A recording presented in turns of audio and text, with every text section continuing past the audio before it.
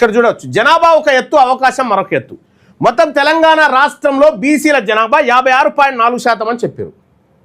56.4% ఉన్నటువంటి బీసీలకు 27% రిజర్వేషన్.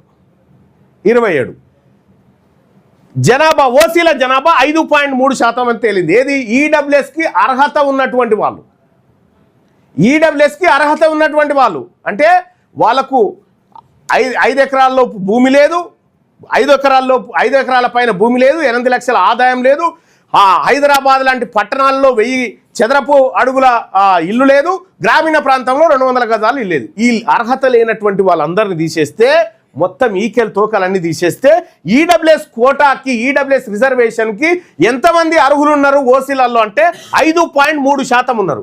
5.3% ఉన్నటువంటి ఓసీలకు 10% రిజర్వేషను, 56.4% ఉన్న బీసీలకు 27% రిజర్వేషన్. ఇది సర్కార్ బయట పెట్టిన లెక్క, నాది కాదు.